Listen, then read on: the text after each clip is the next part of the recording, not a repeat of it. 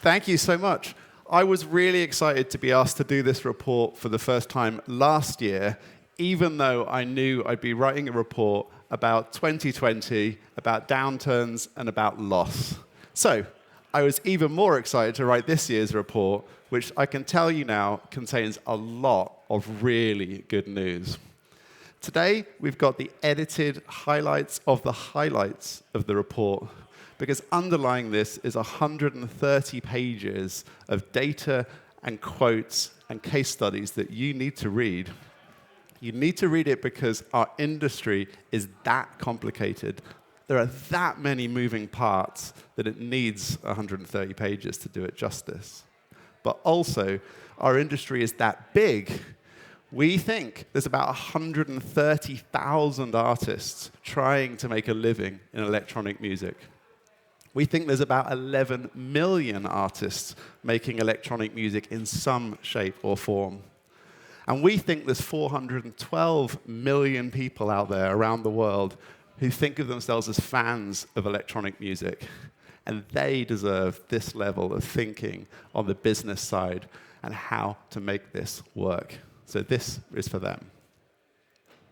Today, we're going to look at music, recorded music, festivals and clubs, all this tech that you'll see outside, fan engagement, education, the impact that we have on society and culture, as well as diversity.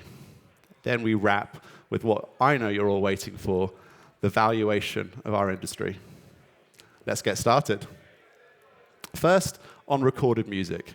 What I'm going to show you in the next few slides is that I think the next big growth cycle for electronic music has now begun. This is very exciting news. It's growing for two reasons I'm going to show you. First, the market for recorded music is growing. That's good. A rising tide lifts all boats. But also, we're gaining share of that market. I'll show you that in a minute. Let's look at the total recorded music market. And here, at $26 billion in 2021, is the growth that I'm sure you've read about, 18% up on the previous year. You can see that that is accelerating. What's going on? Well, streaming accelerated and drove that growth, up 24% year on year versus 19% the previous year. Strong growth. But also, sales grew. Do you remember music sales? People used to buy music. Well, CD sales grew for the first time in 20 years. Not only vinyl, but also CD sales, up 9%. Incredible. And then within our scene, you heard from Beatport earlier, they buck the trend. Downloads are declining, but Beatport is growing, up 13% versus a 15% decline for download sales overall. So some good news, even if we just talk about the market level. Let's dig into electronic music now and see how that's faring. We'll start in the UK, the first of three countries we're going to dig into. First, up here in green, you see hip-hop. R&B hip-hop as it's categorized in the UK.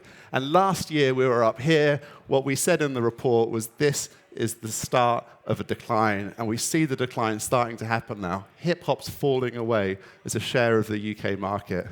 And as you can see down here, you've worked out what the orange line is, that's dance and electronic music accelerating. That's the start of growth happening right there in the UK. Excellent news, exactly as we predicted last year. Right, let's look at Germany next. Here, completely different story. Low levels for a long time in both hip-hop and dance. Then, hip-hop accelerated, the dominant cultural force of our time, for a long while. Flat, though, year on year for a couple of years. What's happening to electronic music? Strong growth over this whole time period and acceleration as we get near to the end, up 28% year on year. This is incredible growth. Congratulations to anyone who's working in Germany. You're now leading the big countries in terms of share of market that's electronic music. And the growth isn't slowing down, it's accelerating. Why is it growing in Germany?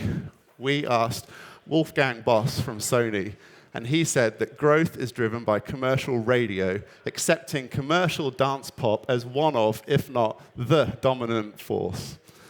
Airplay comes first and is the driver of success. Well, that's kind of interesting in a world where all we talk about is playlists, right? I don't like to necessarily take your views as given. I like to go check the data. We used Vibrate to look at the share of radio plays that are attributable to electronic music, and sure enough, 33% in Germany, higher than the US and higher than the UK. So there's truth to that quote. Thanks, Wolfgang. Let's look at the US, the third country we'll dig into in this level of detail. Hip-hop was a dominant cultural force way before, and it started at a much higher level. But as we predicted last year, the start of decline. What we're not seeing in the US, though, is any growth in electronic music. So the US, all the people from America here need to go talk to the team from Germany and kind of get some notes here, because we want to see, well, as this comes down, this lifts up. Let's take that enthusiasm, that attention. So what does that mean in terms of the valuation of recorded electronic music? Well, we're up. Here's last year, here's this year, a mixture of market growth in the US or market share growth combined with market growth in other countries. The valuation is now up to 1.3 billion in recorded electronic music alone. Awesome news. If only more of that was flowing to artists. We'll talk about that later. Right, let's look at some more countries, this time using Spotify data, and we'll take the top 200 tracks on Spotify, and we'll ask what share of them are tagged as electronic music. This is my favorite graph in the whole report. And so this is 2020. You can see where all the countries fall. This is 2021. You can see there was global growth in the share. You can also celebrate the countries that made the top of the list. Congratulations to anyone from Austria. Thank you. South Africa, Ireland, Germany, and the Netherlands. You're all top of the list in terms of the share of electronic music, and you're also in terms of the fastest growth. Well done, all. If your name's in red, please see me after the class. All right, let's take a look at Beatport then. For years, techno was the #1 genre on Beatport. Not anymore. Congratulations, Tech House. You've taken the #1 spot. Let's dig into that and celebrate the labels that are representing on Beatport. So Repopulate Mars, 41 tracks in the top 100. Incredible work. And then let's look at the artists. Congratulations to Biscuits from the UK, 17 tracks in the top 100 over the last year. Remarkable work.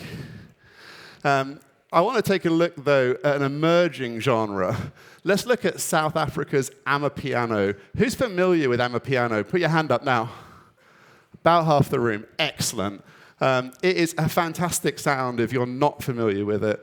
Kind of deep house vibe, a little bit jazz, a little bit lounge. And it's famous for these log drums that just get into your head.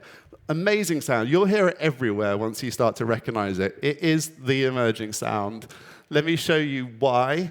In South Africa, here's the popularity, 2019, 2020, 2021, still growing with a bit of seasonality. It started in 2016, so it's taken a while, but it's really taking off. Let's look at the rest of the world, though, in particular US, UK, and Germany. We're seeing really strong growth there as well. As Jaguar says, it's infiltrated the UK. It's the really big thing. You can hear it on One Extra in the daytime. You can hear it on dance shows. You'll hear it everywhere. I'm excited about the impact it's going to have on this island in the summer. In the main report, we dig into a wonderful example. This is Uncle Waffles, who's a 22-year-old South African producer and DJ. She's taken the sound global, including a tour of the UK, where it went down a hit. Dig into the main report to read more. So, that's the music side of things. Let's take a look at festivals and clubs. Now, record demand after lockdown for festivals and clubs. No surprises there. But challenging times as well. Let's take a look at festival levels. Again, we'll use data from Vibrate. Here's 2019 and 2020, the number of electronic music festivals. Let's look at 2021, somewhere in the middle, right? Not quite as bad as 2020, not back to 2019 levels just yet. If you did get a festival away, good work, record demand, awesome enthusiasm. If you didn't, as many didn't, then obviously incredibly tough, challenging times in our industry. Let's look at Skittles Perspective. This is fantastic data. We're just going to take January to March of each year so we can compare even during 2020. 2019's levels, 2020's levels, even in January to March, you're seeing a little bit of the pandemic downturn start to happen. What happens in 2021? Let's see. Everything falls off a cliff, even in just January, February, and March, except for festivals, which has record demand. And since we're just looking at January to March, we can take a sneak peek at 2022 as well. Boom. That's everything growing massively. One thing I think you'll notice is that festival growth has always been higher than club growth. Bit of a switch from people from clubs to festivals as a result of the pandemic. Will that last? I think that's in our hands. Let's take a look then at the total valuation for electronic festivals and clubs. 2019, 4.4 billion. It fell off a cliff in 2020, as we showed last year. 2021, somewhere in the middle. Incredible growth. 2.5 billion of value right there, up 166% on 2020. Yeah, but still down on 2019. That was the right reaction. Let's look at DJ software and hardware. I'm going to tell you a story about growth here. It didn't have a pandemic dip. It just kept going. But I'm also going to tell you about innovation, particularly as it relates to spatial audio. Let's take a look at spatial audio for a second then. What is spatial audio? It's audio which gives you a sense of space beyond just left-right stereo fields. It means when you're in a club or a festival, you can pinpoint where a sound is coming from around the room. Julie, who's been my guide to spatial audio, describes it as the next frontier in sound, which is a quote I think is wonderful. But let's hear from artists. Andy at Groove Armada, who did an amazing show in spatial audio a couple of weeks ago in Brixton that I caught, said it's hard to go back once you've heard it. And Blue Paper, who's an awesome talent, Al Saudi, mixed his most recent EP in spatial audio. And he said, I just can't ever go back to stereo after this. So there's something here. Let's take a little look. Because you probably know spatial audio from Apple and from at-home listening. They've invested massively in getting artists and labels and consumers to embrace spatial. You actually can't release with Apple now and get their proper package of support if you don't release a spatial audio mix. And as a result, more than half of worldwide Apple Music subscribers are now listening in spatial audio. So it's here to stay at home. What about Clubland and Festival Land? Well, we're in the early stages, but there are amazing signs. I think there were some missteps. In 2016, there was a lot of noise about Ministry of Sound going spatial in London. Some of that technology wasn't as user-friendly as it could have been, but people have been working behind the scenes to make it usable, fun, engaging for audiences, but easy for DJs to use. A lot of hard work went into that, and in 2022, you can see it in action. I saw PBR Street Gang DJ using spatial audio effects that went around the room in Brixton a couple of weeks ago. It was incredible. You got L Acoustics here outside showing you what it looks like. I think it's the future. Check it out. See if you can introduce it into Clubland. Maybe 2022 is the turning point. Let's take a look at the valuation for DJ software and hardware, though. 2019, 2020, as I say, it didn't experience a downturn. There was always growth at home DJing. 2021, I've told you there's going to be growth. Let's look at where it's coming from. Mark from Pioneer told me about all the growth they're seeing from younger buyers. There's something really interesting about that growth, actually. So he says they're buying the kit for entertainment value. They're taking streams, manipulating them, but without thinking of it as DJing. They don't think of themselves as DJs. It's almost mixtape machines, was his phrase. And that's really interesting when we like to categorize ourselves and categorize our genres. The next generation don't. They're much more fluid on genres, much more fluid on definitions. And this is something that we need to wrestle with if we're going to properly embrace them into our scene. All right, so lots of growth from younger buyers. You know it's going up. Let's take a look. 1.2 billion, solid growth year on year for DJ software and hardware. Let's take a look at tech. As Ben said, amazing tech stands outside, but why are we talking about tech in a music conference? Well, because there are quite a lot of jobs that you need to do as artists that tech should be helping you to do. And that's the lens through which we're going to look at tech right now. Why do you need tech to help you to do all these jobs? You're an artist. You don't need tech. You just make music. Obviously, that's not true. This is a very large number of artists. This is 1,650 artists, which IMS estimates is the number that make at least $65,000 a year from their music. Every person here is one of them. There's nobody else. That's it. 1,650. That's about 1.2% of the artists who are trying to do that, who are releasing enough music to do that. So if you're an artist, if you're in the 99%, you need to embrace tech and find other revenue streams, because this is not going to be your paycheck. So that's where Web3, Metaverse, NFTs, blockchain, DAOs, all of this good stuff comes in. And they all ladder back to helping you to do one of 4 or 5 things. Number 1, live streaming. We'll look at that. Number 2, selling virtual merchandise. Number 3, playing in the Metaverse, where the next generation are playing there, being present. 4th, building a community, which has become so critical during COVID. Let's take a look at each of these one by one. Live streaming. Well, what happened in live streaming during the pandemic? Let's rewind. This is 2020. Rapid growth as everybody dived into live streaming. Then, even during 2020, a slowdown from the rapid growth, but that's pretty incredible growth. What happened in 2021? Much slower growth. Still growth. This is good. But for about the same number of hours of content that was live streamed, this is Twitch, much slower growth.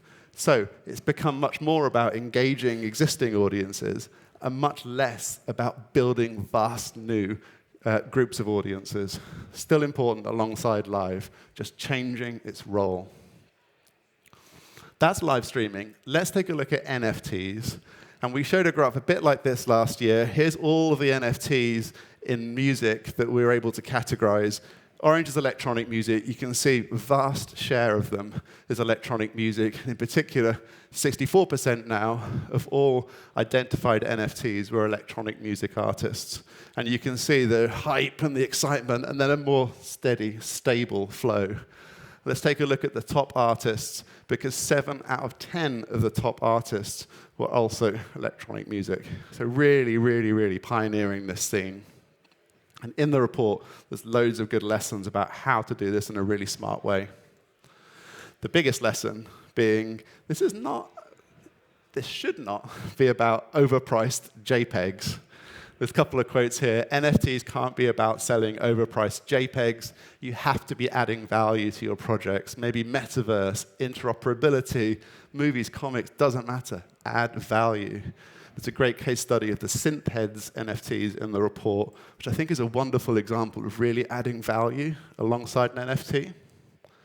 And as Selena at Warner says, the key is to start with your artist development process, to start with your artist strategy, and use NFTs as part of that. It's not a separate add-on. That's the biggest lesson, more in the report. Let's talk about the metaverse then. And some people get really tangled in this. I have a very simple definition of the metaverse. It's any digital space where users can interact with a computer-generated environment and other users. Really simple. That's broad. That's where the kids are. That's where they spend their time. And first, gaming is very, very big. I mean, big is the wrong word for it. 180 billion of value in games alone. 54 billion in virtual goods. That's a really big number. It just looks small compared to that one. Look at the recorded music industry. Gaming is very, very big. If you're in any DAO, gaming is big. And there's a really big number. 400 billion estimated gaming revenues in 2025. Not that far away. That's a big gap. Get involved. Pixel Links is a fantastic case study, not just because they're sponsoring the conference, but because they're doing it in a way I think is really, really smart. Let's talk about why they're doing what they do first. Well, $1 trillion is what several different financial institutions think the metaverse might be worth annually in future. That's bigger than the number on the last slide. 54 billion in virtual goods, we talked about that. 41 billion total market size of NFTs. And then investment flowing into this space everywhere you look. We counted 2.29 billion of investment into blockchain gaming-related activities, 1.69 billion into metaverse-related activities. This is an incredible space. And what they're doing is building what they call the access portal to the musicverse, a phrase I really love, and enabling artists to create spaces, activities, merchandise, things that engage their audience. And so we need platforms like this. Go check it out. In other metaverse news, Steve Aoki has built his own metaverse, the Aokiverse. Go check that out if you haven't already. And artists are continuing to be present in the lives of young people. It's as simple as that. David Guetta did his DJ set in Roblox. Pink Pantheress did a Brits VIP party on Roblox. We're going to hear more about her later, an incredible artist you should be following. And some more numbers, because why not? $1 billion Sony invested in Epic Games. $1 billion, the revenue that Bandcamp has given to artists over its life. Bandcamp, of course, acquired by Epic Games. 2 million users in the Sandbox, a blockchain-powered metaverse with very, very strong music focus. And 200 strategic partnerships, including many of artists from our scene. So just so hot and big. Again, if you're in any doubt, go get involved. Let's talk about building a community and social engagement. And we can't do that without talking about TikTok, of course. Not just because that's where people are spending their time, it's completely past Facebook and shows no sign of decelerating, but because that's driving how we release music. It's not just where, it's how, which is when you make a release, is there a dance? Is there a influence attached to it? Does it resonate in this platform? It's changing everything. And it's not just where people are, it's how they're monetized as well. Look at this revenue graph. This is quarterly revenue from TikTok versus the best selling game, monetized game, and the best monetized app. It's vastly bigger, growing hugely, and is the first time an app has ever beaten the game in this competition of monetization. Unbelievable. Let's take a look at Discord, a place where electronic music artists and other artists find and build their communities. We were able to identify 215 Discord servers in the electronic music world. There's a neat database of them in the report. You can click through and join all these servers and check out what's happening if you haven't already. Who is part of electronic music Discord server of any kind? Put your hand up. Okay, 2/3 of you have got homework to do. You have to do this. Go check it out. Go see the conversations and the communities that are being built in the main report.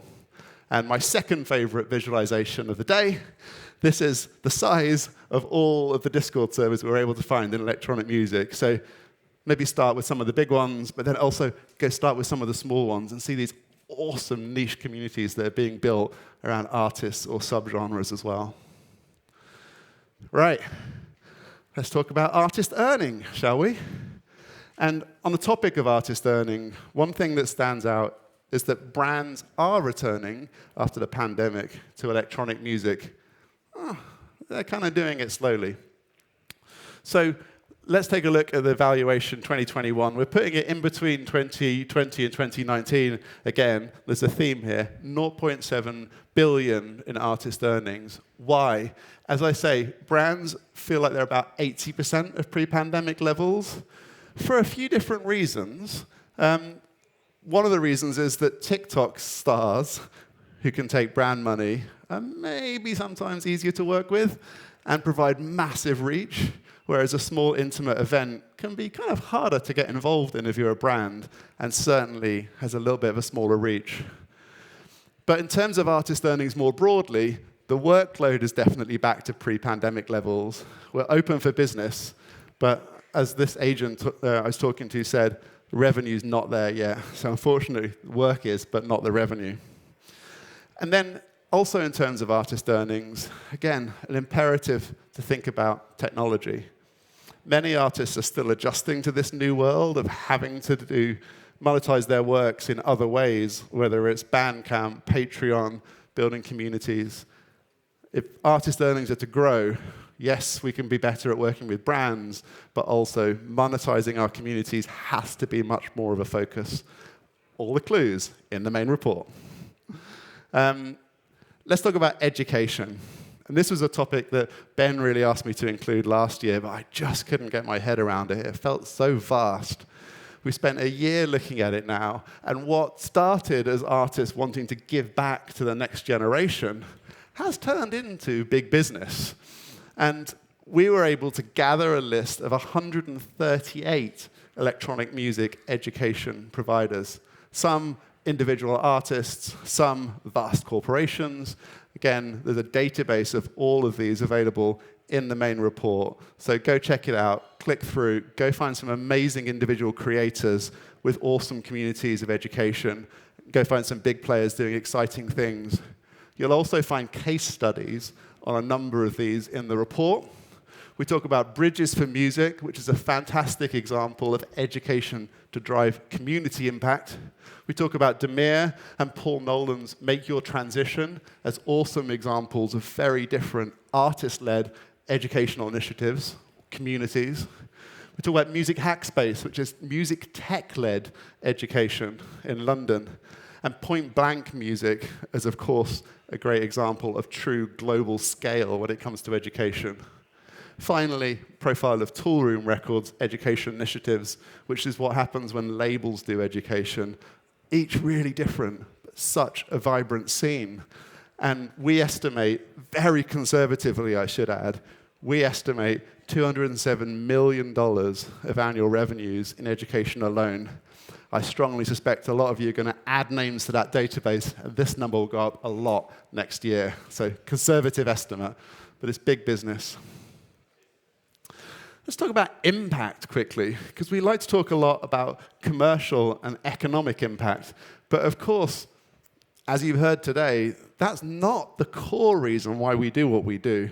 We're trying to have impact on communities and culture much more broadly. And there are a raft of people who don't understand that, but there are also a raft of people working to provide great evidence of the impact that we have on communities and culture. In the main report, we profile a lot of the work that's been done in the last year to show our positive impact. Some highlights are academic papers that talk about how important it is and how useful it is to help people express their identity, strengthen friendship bonds, consolidate communities, build meaningful social bonds, like all this awesome evidence that exists for how what we do has impact. This is evidence that we should all be using with policymakers, with governments, with investors, with our communities to help evidence that we're not just throwing decadent parties. And in terms of social impact, we've got to say a big thank you to all of the artists and labels who put out work to support Ukraine. A number of amazing albums were released with fantastic artists. There's a link in the main report. You can go through, buy them all on Bandcamp, discover some fantastic talent, but also make a difference to this important cause. Our last section before the valuation is diversity. And I'm going to tell you that we've definitely made amazing progress in places. Let's look at representation of people of color in the DJ Mag Top 100 and look at the Google searches for those artists to see what share of demand they had. And there's a new record, so 20 people of color in the top 100 versus just 12 in 2020. So real progress, 8 newcomers, the highest ranking person of color to date, growing demand for people of color in the top 100. The highest share goes to the UK of demand of Google searches, and the lowest share, as you can see on the graph, Asia and Latin America. This is something we're measuring every year. Can we get the charts to be more representative, and can we promote artists so that audiences are searching for them and demanding them? That's people of color more broadly. This amazing website, Technomaterialism, did a really in-depth deep dive of 45,000 lineups in 31 territories to look at black representation, and certainly mixed results. A number of countries are below the level of black people in the population. The UK is about right. A number are very significantly below. Some are growing, at least, which is very positive. Some, not so much. Spain. Some explaining to do there. So we hope we get to the point where we don't need to measure this every year, but we do. And there's lots of non-green on here suggesting this is an important thing to look at. Let's look at demand for female artists in the DJ Mag Top 100. Same analysis we looked at a couple of slides ago. One down, so just 12 female DJs in the list now, down one versus 2020. The first time it's dropped since 2016. Just one newcomer. Nervo were the top female DJs for the 10th year running. And female DJs got just 4% of the Google searches for the top 100, just 4% of the demand. So some way to go, I'd say. I had a really interesting conversation with Tom from Paradigm about being on the cusp of change and young people breaking through. We dug into the data, and sure enough, the average age of the DJ Mag Top 100 is getting younger every single year. This is awesome. His point was correct, though, which is that the average age of the top 10 is definitely decreasing, but not so much. Good news, but mixed messages. I want to just talk quickly about December in Saudi Arabia, where 730,000 people partied in the desert. Our scene had mixed reactions to this. I want to just share two quotes from two people I spoke to about the event. The first is this woman who I took a photo of while she was dancing by herself. She came in to speak to me afterwards. The first thing she said to me was, "I've dreamt my whole life for this. To wear what I choose, and to be able to dance like this." And the second quote was an artist who played, and his perspective was incredibly thoughtful. Why? Not excited about being on a stage and performing, excited that this will change everything for us if we have people who are actually accepting of others and accepting what people think. So we are all about community and social change, and that is happening at great scale and being led by our industry in Saudi Arabia. We should be celebrating that at the very least. Let's take a look then at the valuation overall. You've seen all the ingredients. If you've got a good memory, you know where this is going. But here is the valuation that Kevin did for about the last 10 years. Every year he just celebrated growth and growth and growth. And then he was like, "David, you take over now. Thank you. This is my first year, so this is 2020. All the bad news I delivered for you." And this is what you've just seen earlier, added together, the 2021 valuation. $6 billion, up massively versus 2020. But as you can see, still a way to go to get back to 2019 levels. So huge congrats to everyone who was part of that growth. Everyone who wasn't part of the growth, hope there's lessons here to help you to be part of it in the future. I just want to shout out two artists who were the most talked about during the interviews I did. More than 30 interviews with industry leaders. Two names came up again and again. Near Archives, Pink Pantheress. This quote is great. For a Near Archives or Pink Pantheress gig, the crowd is absolutely, totally mixed in every possible way. Super fashionable, really good looking and diverse, very inclusionary, but not showy, as sometimes dance culture can be. I think that's really interesting, but check them out. Rising talent. Again, by far the most talked about artists in my industry interviews for this report. And definitely go check out the full 136-page version. There's loads more cool graphs, loads of great quotes, loads of great case studies, and something to help you to grow your business, I hope. Thank you very much.